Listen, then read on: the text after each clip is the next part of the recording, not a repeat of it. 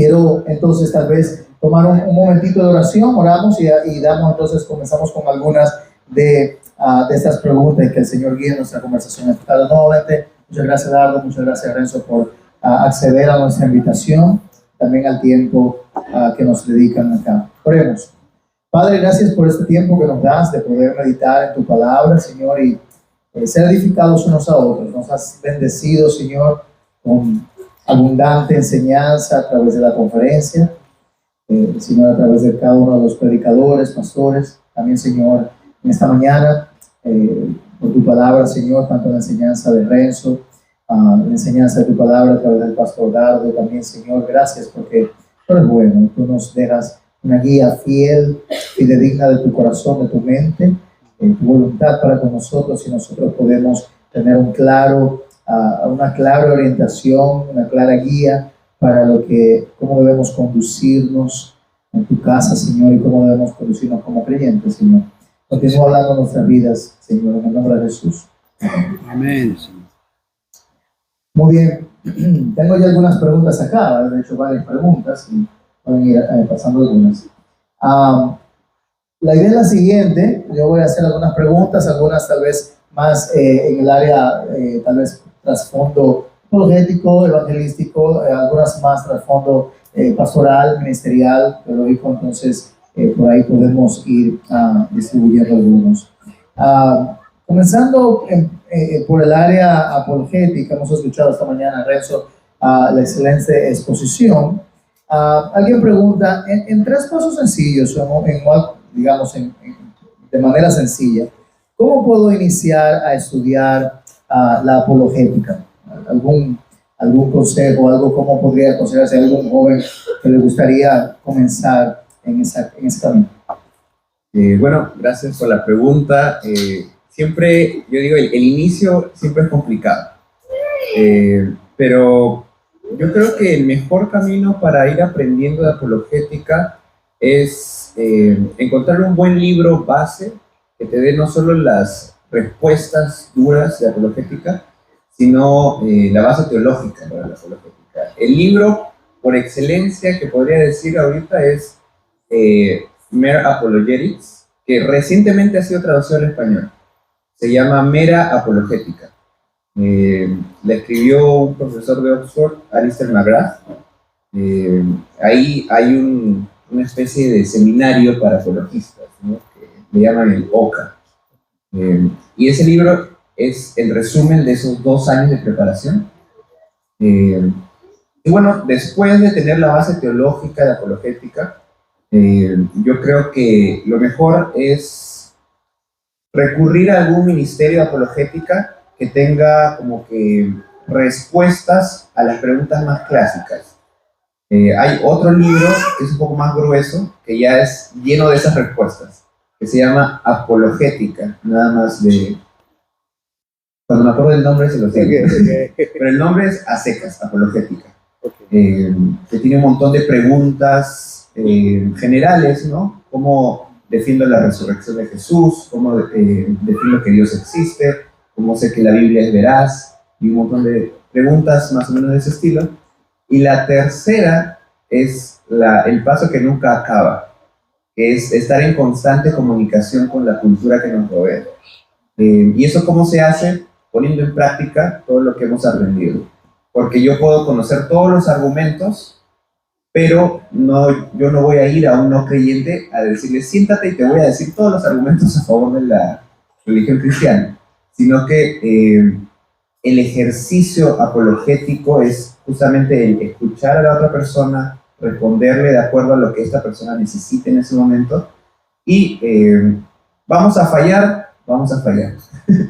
Yo creo que una de las tentaciones a evitar es querer estar como que 100% seguro de que estoy listo para hacer apologética, porque nunca vamos a llegar a esa posición. Tenemos que estar lo mejor preparados que podamos, y el Señor yo sé que va a guiarnos a Amén. Así es. Tal vez algo aquí un poco más pastoral. Dice, ¿qué consejo daría como misionero, como pastor, A una persona que le cuesta hacer discípulos, también tiene la contraparte, o ser un discípulo. ¿Qué consejo daría en esa situación? Bueno, cité la definición de discipulado de Mark Dever porque me parece que es muy pastoral y baja algo tan sublime como hacer discípulos. El ejemplo del Señor, ¿no? Que llamó a 12 y se involucró de la forma más perfecta posible, pero nos parece tan lejana de nuestra realidad que uno renuncia a todo deseo y plan de hacer discípulos. Pero Mark Dever lo que hizo es bajarlo a la vida normal de una iglesia, y su definición básicamente es posible para todos nosotros, es ayudar a alguien a seguir a Jesús. En nuestra congregación, para ser prácticos, todos nosotros nos obligamos a leer un libro muy sencillo sobre este tema que se llama Discipular, del Ministerio de 9 Marcas, así que ese sería un consejo, poder leerlo. Estos conceptos de discipulado están en el libro, pero nosotros lo implementamos así.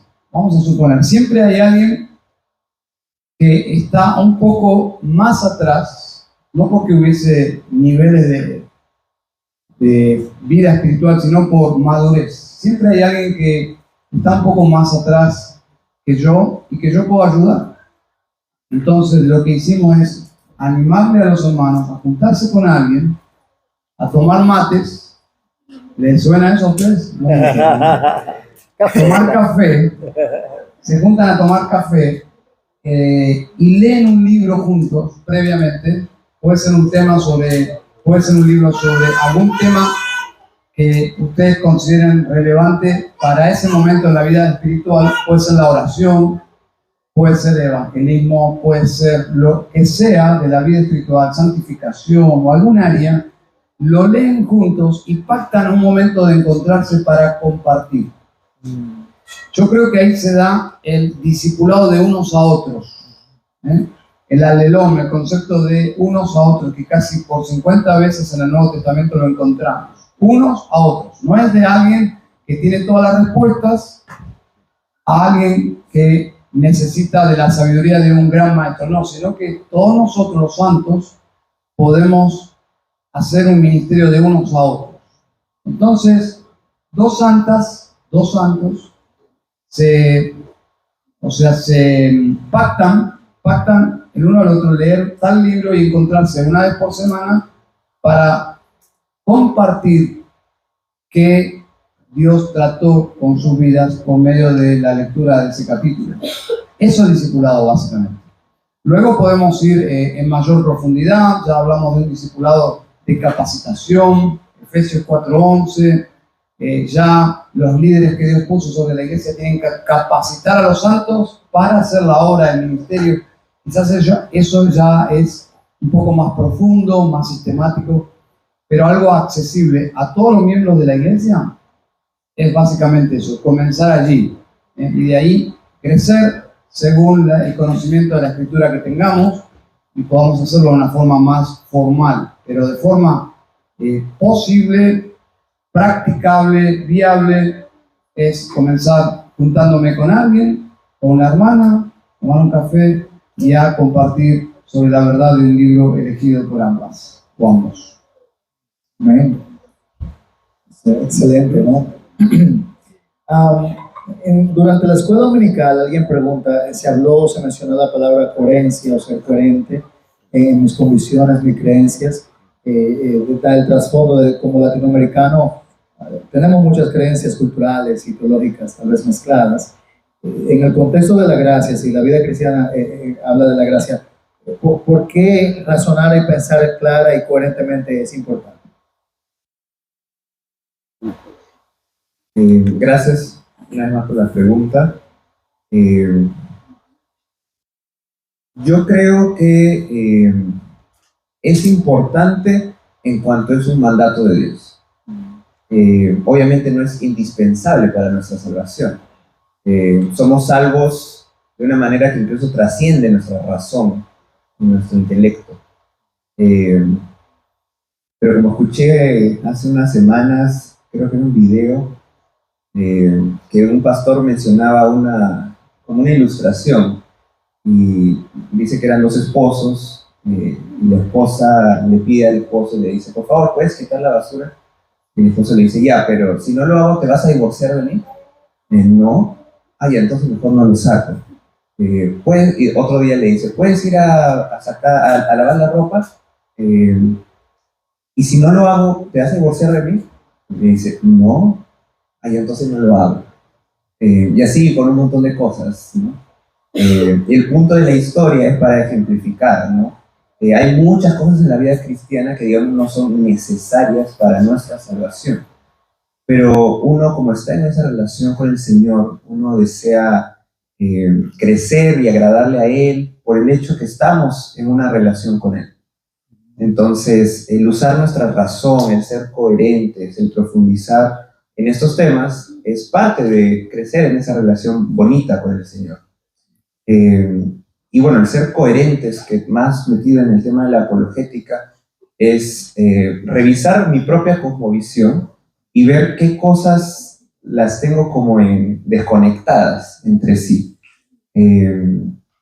Por ejemplo, que decir, yo confío en Dios y vivo a veces desconfiando, una cosa para decir un punto en particular.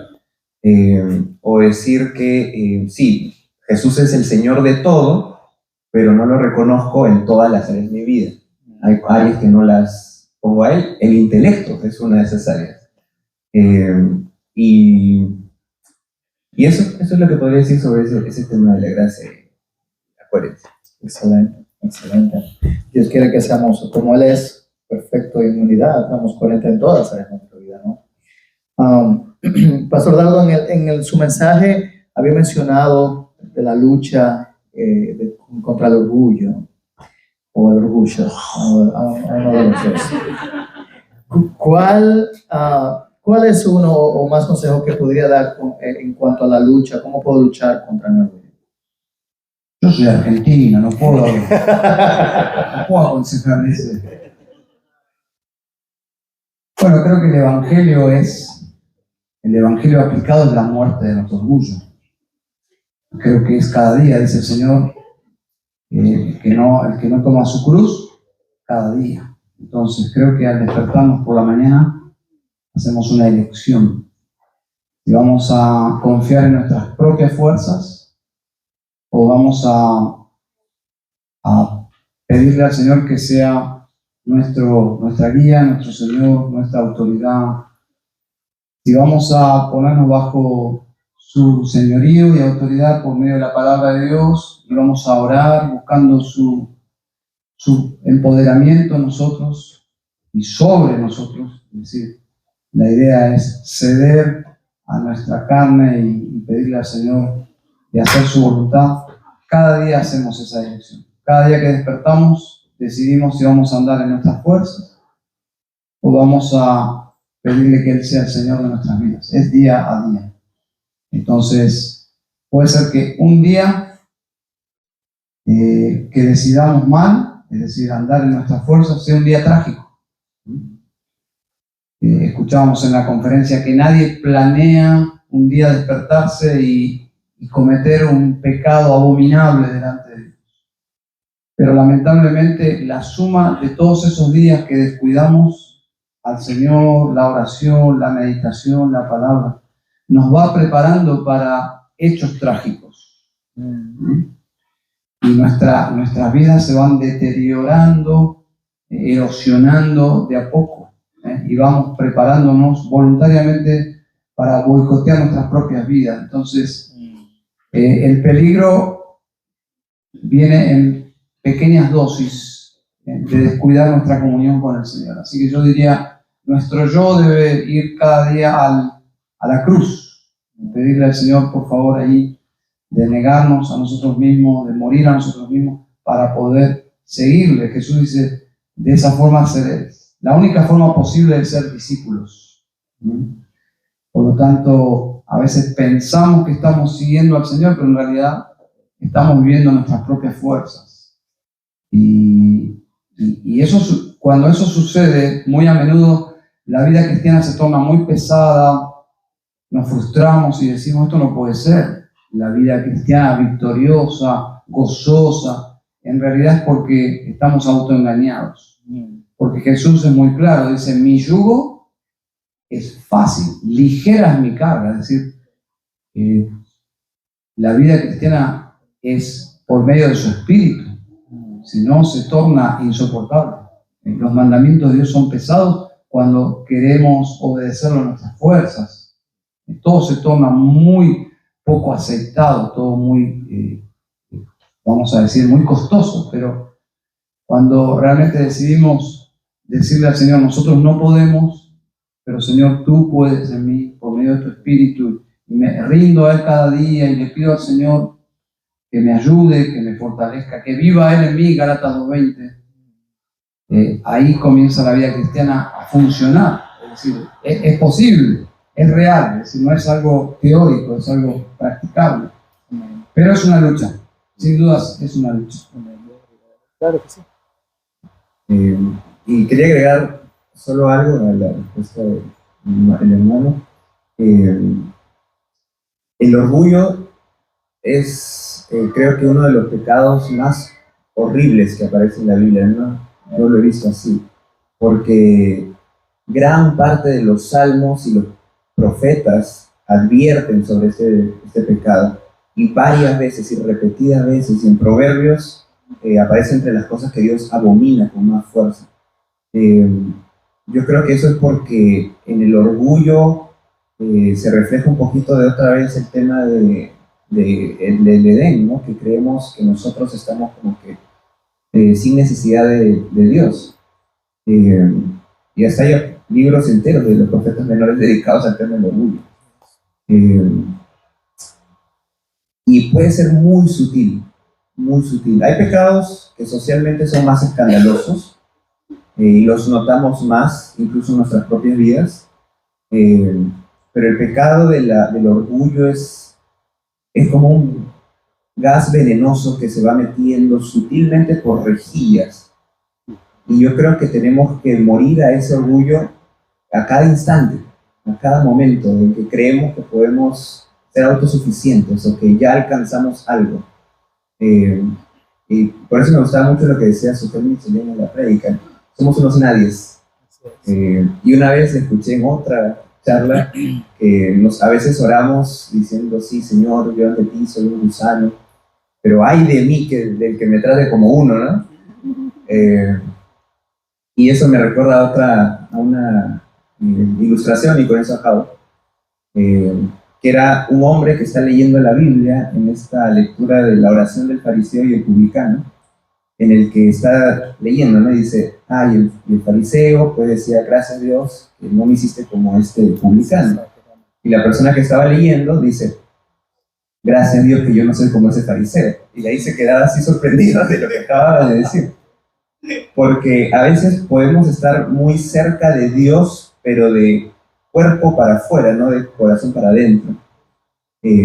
Y ahí también, al menos los que estamos involucrados en la vida ministerial, es donde hay que cuidarnos más, porque en la tarea de compartir la palabra y de profundizar en las escrituras, podemos automatizarnos y empezar a creer que ya alcanzamos algo, y no es así. O sea, nunca hemos alcanzado nada, porque nunca nada fue nuestro, ¿no? Sino que todo fue del Señor. Entonces, recordar eso constantemente, como decía aquí mi hermano, cada mañana, recordar que es la cruz que yo tomo y negarme a mí mismo es vital. Amén, totalmente. El orgullo es el centro, el núcleo donde batallamos con la idolatría. Es el ego que se levanta contra Dios mismo. Queremos la misma tentación del enemigo, quiso ser por encima de Dios. Y esa pizca, esa chispa de ese pecado inicial, la llevamos nata en nuestra naturaleza, que permea todo otro pecado, ¿no? Pecamos porque creemos que somos mejores por encima que Dios o su palabra, ¿no? En cuanto también en cuanto al compartir el evangelio y en cuanto a la fe, ambas cosas, una pregunta acá: las dudas sobre Dios ¿son buenas o malas?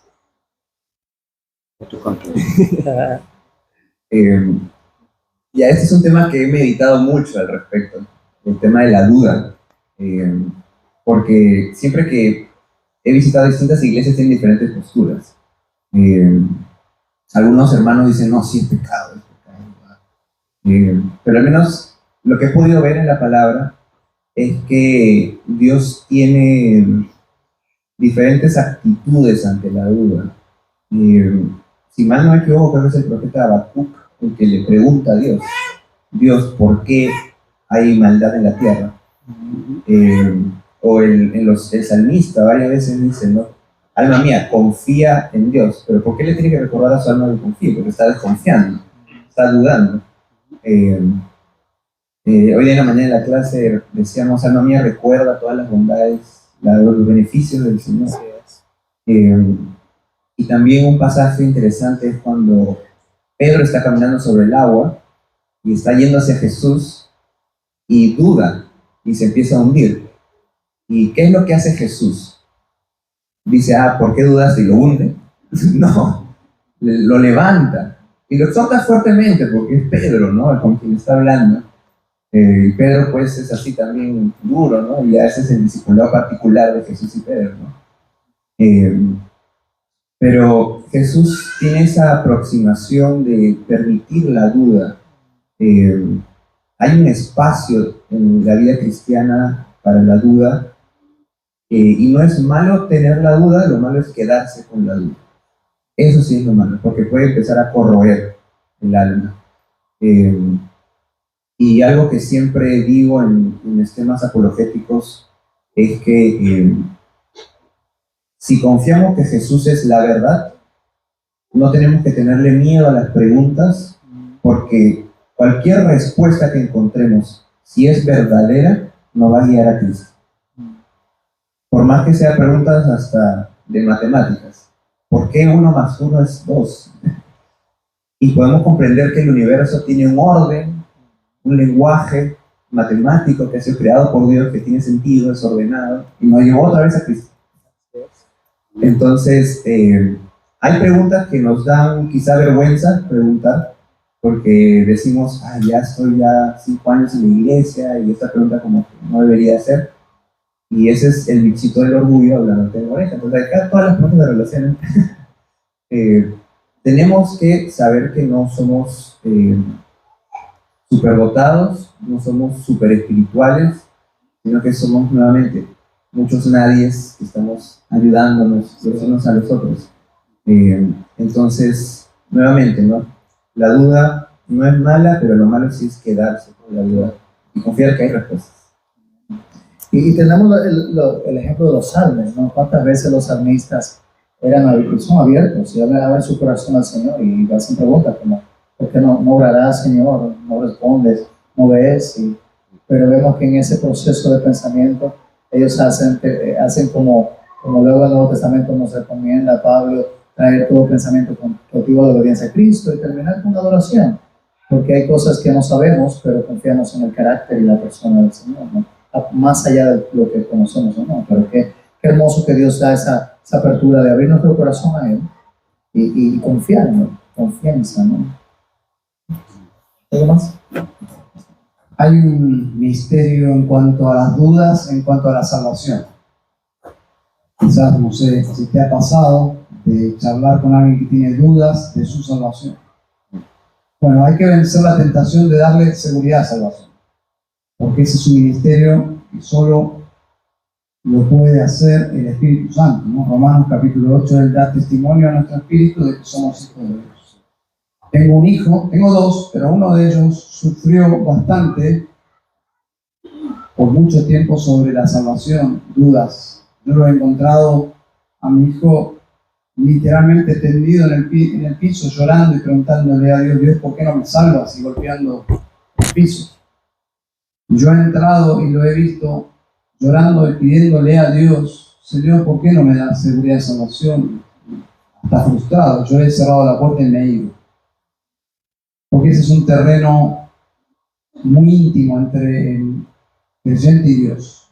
Claro que podemos animarle, orar por él, mostrarles los versículos donde Dios en su palabra nos garantiza que si creemos podemos ser salvos, pero la seguridad plena en el corazón la puede dar solo el Espíritu de Dios. Entonces, más un poco para los padres, los hijos criados en hogares cristianos a veces, no siempre, pero normalmente sucede eso, que tienen dudas sobre la salvación, si el Señor me salvó o no me salvó, cuándo me salvó, cuáles son las evidencias, todo un tema, ¿no? Pero la salvación es del Señor. Yo diría, en el ámbito de la consejería, en el tema de dudas sobre la salvación, ser muy pacientes en cuanto a que si esa persona es del Señor, Dios le va a dar seguridad y va a perseverar. Es un misterio realmente por qué el Señor a algunas personas le da seguridad y salvación el día que se convierten. Pero por otro lado, misteriosamente, algunas personas por años luchan con eso. Pero si la salvación del Señor, Él va a conceder también la certeza. Amén. Excelente, excelente, ¿no? La obra del Señor en el corazón del Espíritu Santo. En esa misma línea, tal vez, el pastor Dardo, tú mencionaste el central ahí, las excusas en cuanto al llamado de Dios, de Cristo. Alguien pregunta, ¿cómo podemos disipar esas excusas al llamado de Cristo? Apologética. Las excusas. Tengo un amigo que siempre le digo, no puedo ir, y me dice excusas. Manipulación. ¿Cómo disipar las excusas? Yo creo que mucho empieza en ser sinceros con Dios, porque a veces en el corazón, en lo privado, le decimos, no decimos no quiero hacerlo, sino es que tengo que hacer esto, estoy ocupado, postergamos y seguimos ahí con el ya lo haré, ¿no? Pero podemos hacerlo ya mismo. Por ejemplo, yo creo que Piper dice, en el juicio final las redes sociales van a servir para mostrarnos que sí tuvimos tiempo. No, y eso acá me cae como una cachetada también. Pero hay muchas cosas que solamente requieren el hecho de querer hacerlo, no tanto de si soy capaz o no. Y al sincerarnos, otra vez regresamos al tema de los salmos, de decirle a Dios, en vez de no tengo tiempo, es no quiero o tengo miedo. Y cuando ya somos sinceros con Dios, Dios obra. Y esto le pasó a Jeremías, ¿no? Cuando Dios le dice, yo te voy a mandar a ti, y dice, pero yo soy joven. Y Dios le responde en versión moderna, ¿y a mí qué, no? Yo te estoy enviando. Y al menos puedo dar testimonio en mi vida que si Dios te llama, Dios te capacita. Amén. Nuevamente, somos unos nadies. Y si nos da temor compartirle a esa persona que está ahí, que todos los días la veo en el trabajo, ¿no? Decirle, Dios, no es que justo tenía que hacer algo o esa persona está ocupada y todos los días es lo mismo, sino que tengo miedo de compartirle, ¿no? Dame las fuerzas para poder hablarle, porque escucho tu espíritu que me dice, dile, háblale. Entonces, a diario, el 27% Se terminó. y es eso, sincerarnos. Excusas. ¿Cuál era la pregunta? Excusas. Yo creo que el hermano respondió, es muy amplia, no entendí bien, pero creo que excusas a veces es un tema de apologética en realidad, sí. Pero no entendí bien. Creo que va más por tal vez mis propias excusas, ¿no? Como, ¿cómo podemos, bueno, puede ser apologética, ¿cómo podemos disipar las excusas allá en Cristo? Creo que hemos tocado esa área. hay una pregunta, yo creo que es para ambos aquí, aunque ambos estamos trabajando el tema de la gran comisión, el evangelio, la apologética y la invitación al llamado de Dios a su cena, a la salvación. Una pregunta acá, ¿cuál es la meta final de la apologética? ¿Es solo para ganar un argumento? Gracias por esa pregunta. No, la respuesta básica es no. No es para ganar argumentos. Porque si estamos discutiendo para ganar un argumento, lo que estamos defendiendo es nuestra religión y no nuestra fe. Y esas son dos cosas diferentes. Porque hay apologistas musulmanes, hay apologistas budistas, hay de todas las religiones. Incluso en mi país hubo apologistas del terrorismo. O sea, puede haber gente defendiendo cualquier ideología. Y en nuestra carne y en el orgullo queremos defender lo que es nuestro por el simplemente hecho de que es nuestro, no de que es verdadero. Y en ese sentido la apologética es para justamente empezarla desde el corazón, y con eso empezábamos la clase, que tenemos que empezar poniendo a Cristo como Señor de nuestros corazones. Y solo así vamos a hacer una correcta apologética. Y la apologética, más que responder preguntas, es responder personas. Porque, y esto lo dice Colosenses, dice, para que ustedes sepan responder a cada persona, no a cada pregunta que les hagan. Y lo que vimos era el ejemplo de Jesús, que a cada persona le respondía de maneras diferentes, de acuerdo a los contextos de las personas. Y un consejo que está en el libro de Gregory Cole, que es Tácticas, un buen libro que se centra en tácticas para evangelizar, usando la apologética y simplemente tácticas para dejar semillas del evangelio. Dice y nos recuerda, nadie cambió de opinión en toda la historia estando molesto. Entonces, si es que estás en una discusión y se empieza a acalorar, es mejor que retrocedas, porque no vas a ganar nada en esas circunstancias. Y a mí me ha pasado, porque yo justo en la municipalidad había un amigo que era muy, muy hostil al evangelio, muy hostil, que se burlaba y todo. Y en ese momento yo empecé como que a airarme y querer lanzarle 10.000 argumentos, pero el Señor me dijo, no, pues, cálmate y otro día conversa. Y al final yo terminé enterándome que este chico era justamente hostil porque su familia había tenido una mala experiencia con una mala iglesia media de prosperidad, donde le habían prometido que por su fe su hermana se iba a curar de una enfermedad. Entonces era otro el tratamiento que había que darle a esta persona. O sea, no tenía nada que ver que yo le responda si Dios existe o no existe, o porque la Biblia es verdad o no, sino porque Dios permite el sufrimiento, era su pregunta. Entonces era otra la ruta. Y por eso también les decía en la clase varias veces, es importante escuchar a la persona, qué cosa es lo que tiene en mente. Y otro consejo de Gregory Cole para cerrar la respuesta era la de evitar eslóganes, ¿no? Sí. Porque en el momento en el que yo lanzo un eslogan automático de mi cabeza, la otra persona me va a lanzar su eslogan y va a haber una pelea de filosofías en el aire y no de realidades. Un ejemplo, por ejemplo, compartiéndole a una persona de la comunidad LGBT. Digamos, una frase cristiana que hay por ahí dando vueltas es, Dios creó a Adán y Eva, no a Adán y Esteban.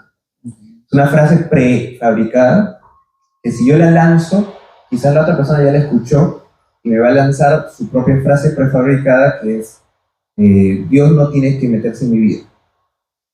Y entonces vamos a estar en una discusión entre si lo LGTB es correcto o beneficioso para la sociedad y la otra persona que la religión es horrible. Y nunca conocí a la persona con la que estoy hablando. Y lo que recomienda Gregory Cole es responderle con preguntas. Porque muchas veces estas personas también aceptan eslóganes que no saben qué significan. Y preguntas sinceras, porque cada persona es una cosmovisión totalmente diferente. Y vive con muchas incoherencias. asumimos que las personas son coherentes entre sí. Pero no. Yo, por ejemplo, conversando con un amigo de Tennessee, él es, digamos, medio liberal en su manera de ser cristiano, por el hecho de fumar, por ejemplo. Yo lo veía mal con este tema y asumí que él era como que súper abierto en todos los temas del cristianismo. Entonces, un día estábamos conversando y me dice, sí, pues porque Dios creó el mundo en 6 días. Y yo dije, oye, la imagen mental y el estereotipo se rompió ahí. Entonces, no asumamos de la gente nada. Y tratemos de conocer a la persona con la que estamos hablando para que podamos hacer el correcto, quitar los obstáculos para predicar el Evangelio. Totalmente, ¿no? Ya vamos terminando, pero tal vez un par de preguntas aquí relacionado al Evangelio y compartiendo el Evangelio. Y yo creo que esa es una pregunta buena, válida. ¿Puede mi mala capacidad de compartir el Evangelio evitar que una persona crea? Si yo no sé predicar bien el Evangelio, eso puede ser pues dice acá, puede evitar que una persona crea. Yo diría 2 cosas. Todos los cristianos estamos bajo la obligación de compartir nuestra fe. Entonces, eso nos obliga a evaluar qué fue lo que creímos. Básicamente, una iglesia saludable, para llegar a ser miembro, te va a enseñar cómo responder a una pregunta muy simple que es ¿qué es el Evangelio? Es una pregunta que lamentablemente yo diría en Argentina, por lo menos de cada 10 evangélicos, 9 no saben responder. ¿Qué es el Evangelio? Y esto es, por lo menos en mi campo experimental, es así.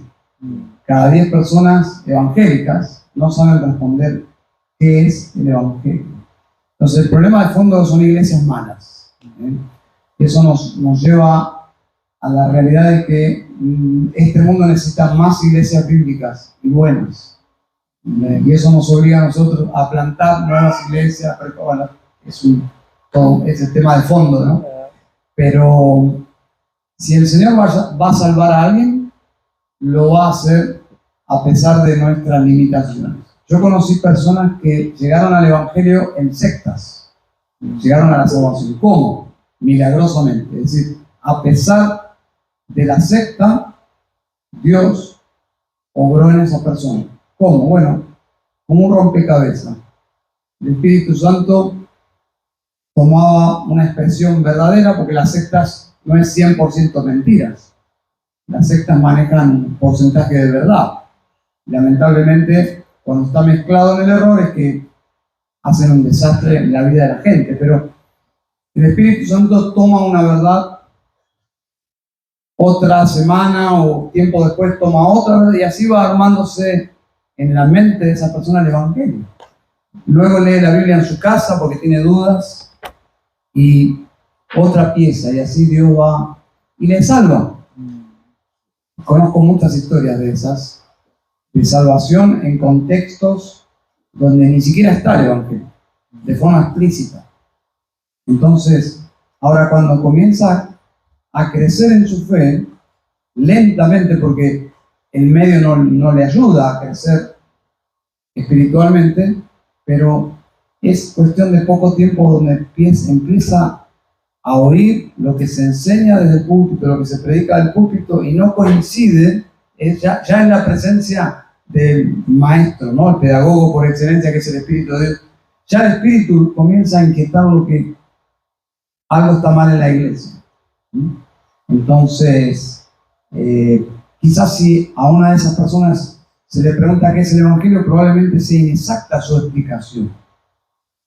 Pero porque su iglesia no le ayuda a ser claro con su fe, pero que dude o que no sepa explicar cómo es el Evangelio no significa que no sea creyente. ¿Está bien?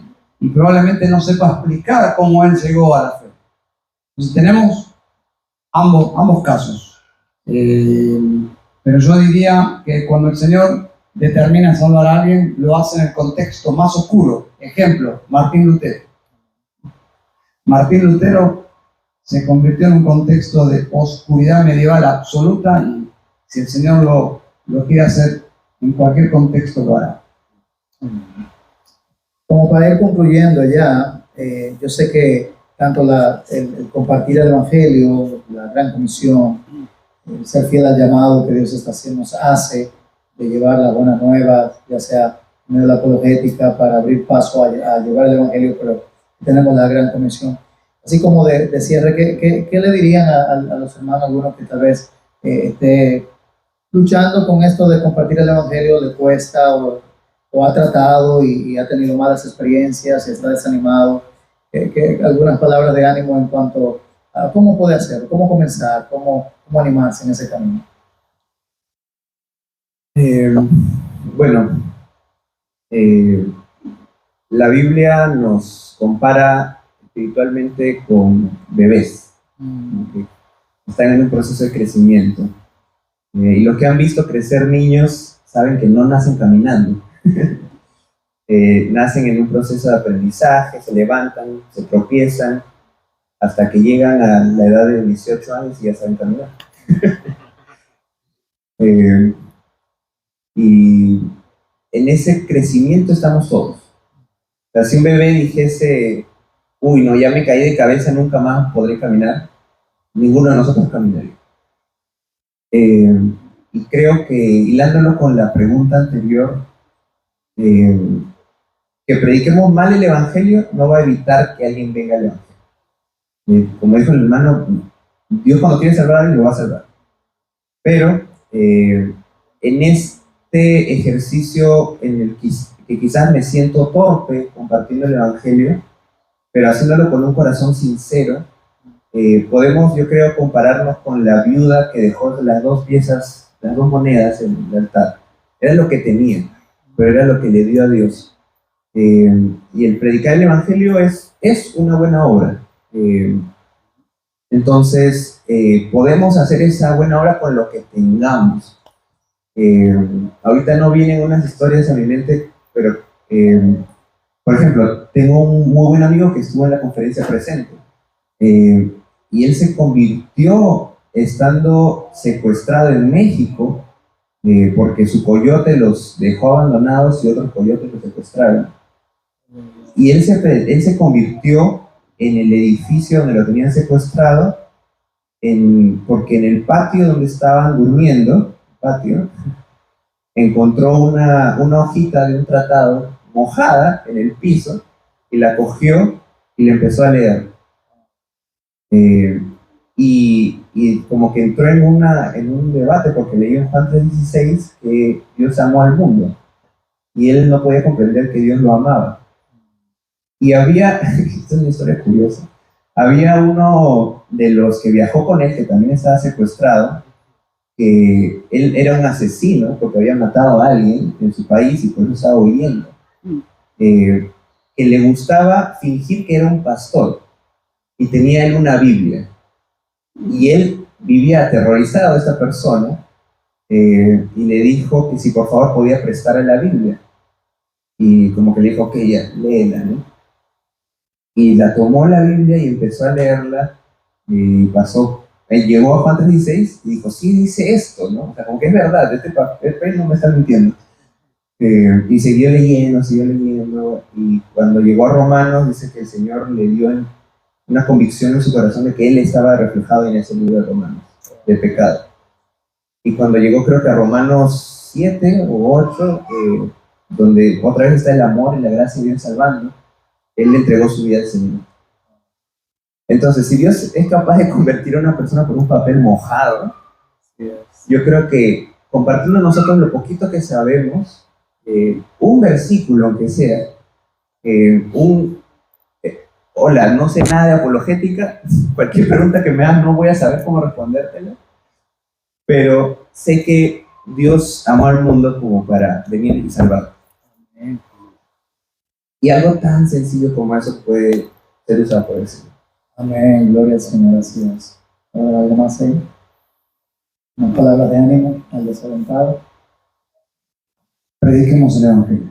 Amén. Amén. Y si no sabemos, busquemos a alguien que nos enseñe. Amén. Si siempre hay alguien o muchos que nos pueden enseñar, ser humildes, decirle, por favor, enséñame a testificar, realmente me cuesta, podríamos ir juntos, no sé cómo es cada contexto. En Argentina a mí me ha ayudado, hemos comprado un baffle, ¿cómo se llama? Una bocina, un parlante, que tiene batería propia, compramos un cable, un micrófono y nos obligamos a ir a la plaza y llevé a los jóvenes a la plaza y elegimos, bueno, tú vas a predicar primero y están predicando en la plaza. Y a veces nos parece que nadie nos escucha, pero la gente nos escucha. Y nos obligamos a morir a nuestra carne, en realidad, porque es feo que no nos escuchen, la indiferencia, la hostilidad. Hemos sido agredidos, amenazados, pero tenemos que predicar el Evangelio. Ese es un extremo, ir a predicar, a crucificar nuestro yo ahí en la plaza. Toda la gente tiene cosas mejores que hacer, que escuchamos a nosotros, pero quizás Dios tenga a alguien ahí. Esa es nuestra esperanza. Que alguien, una Lidia, Dios abra sus ojos, sus oídos para estar atenta a escucharnos. Y lo hacemos, a pesar de que no vemos frutos, lo hacemos en obediencia al Señor. Luego nos acercamos, hablamos con las personas. Entonces lo que hago yo es poner a alguien que sabe con alguien que no sabe. El que no sabe se tiene que quitar la mochila de tener que hablar algo, simplemente estar y escuchar y aprender. Entonces eso es una buena forma. Ahora yo diría algo bien básico. Mi esposa hacía el ministerio cuando estábamos bueno, aún ahora lo hace, pero comenzó a hacerlo ya hace muchos años. El mejor lugar para evangelizar es, así sin tanta carga emocional, es en la propia iglesia. Mi esposa, en Carapachay, la iglesia donde Lidia sirvió cuando era estudiante, mi esposa lo que hacía es observar la gente invitada nueva, mujeres, obviamente. Entonces, al terminar la reunión, ella era una secuestradora, hablando de secuestradora. Entonces me decía, ¿puedo hablar con vos un ratito? Sí, claro. Y la llevaba hacia un lugar aparte donde no había tanto ruido y ella testificaba. Y les digo, hay muchas personas que han llegado a Cristo por esa tarea amorosa. Porque a veces asumimos que la persona que la invitó a esta persona le habló, a veces no.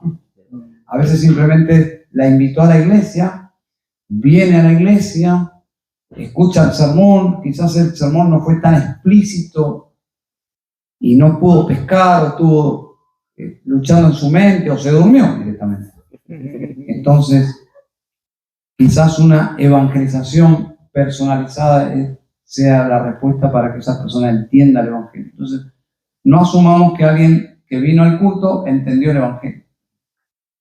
Entonces, si alguien quiere empezar desde lo más básico, sea un pescador de hombres, amén, en el propio culto. Amén. Estar atento, termina la reunión, te acercás, ¿puedo hablar con vos un ratito? Sí. Una pregunta, ¿qué es el evangelio? Puede ser una gran pregunta esa. Y para mí el evangelio es ir a la iglesia, portarse bien, ya está. Ya descubriste que no lo entiendes. O puede ser, ¿y si se cayera este edificio y nos muriéramos hoy? ¿Dónde irías? ¿Irías con Dios? ¿Por qué? Ese es otro camino, hay varios caminos. Pero uno se siente más seguro porque somos locales. Si la persona vino a la iglesia es porque ya cruzó varios prejuicios, está más abierta a escuchar. No es lo mismo predicarle a alguien que vino al culto que ir a una plaza donde esa persona está en su mundo y acercarse, un desconocido. Entonces, quizás cobrar coraje y experiencia en la misma reunión. Amén. Wow, qué bueno. Seamos secuestradores entonces y para Cristo y ganemos esas oportunidades. Y el término es apropiado porque cuando venían 2 o 3 decían, ¿qué pasó con fulano? Fulana. ¿Dónde está? Y la empezaban a buscar. Resulta que mi esposa literalmente la tenía secuestrada en el aula. No, qué lindas oportunidades que el Señor nos da, así que no tenemos que ir a la China necesariamente. El Señor nos trae personas a nuestro lado y que podamos aprovechar esas oportunidades. Bueno, iglesia, le damos las gracias al Señor, gracias a Dardo, a Renzo, nuestro agradecimiento y gracias al Señor por esta oportunidad. Realmente Renzo para mí es una bendición, me súper anima a ver jóvenes tan consagrados al Señor. Gracias Renzo por tu vida. Amén. Gloria a Dios. Amén. Pues bueno, ¿qué tal si oramos y terminamos entonces en esta tarde? Padre, te agradecemos por esta oportunidad de estar en tu palabra. Señor, ha sido un largo día, largos días en esta semana, pero qué gran bendición de estar meditando en tu palabra. Es lámpara, lumbrera a nuestros pies, es dulce a nuestro paladar, alimenta nuestra alma, nuestra mente, nuestro corazón. Y Señor, es en ella que queremos estar para conocerte más, mejor, para, Señor, amarte como tú mereces, que podamos amarte, Señor, en respuesta a quién eres y a lo que has hecho, Señor. Qué maravillosa es la cruz, qué maravilloso es el gozo de poder compartir como hermanos, meditar en este llamado que tú nos haces a ir y compartir el Evangelio, a ser discípulos, Señor, enseñando de todo lo que tú nos has mandado. Ayúdanos, Señor, a nosotros ser discípulos, primeramente crecer en tu palabra, en tu Evangelio, entenderlo, vivirlo, aplicarlo y poder, Señor, con lo poco que tú nos das, con nuestras capacidades, Señor, poder compartir lo que tú has hecho con nosotros y dar por gracia hemos recibido, Señor. Gracias por la bendición de este día, Señor, en tu palabra. Te glorificamos en nombre de Jesús. Amén. Amén.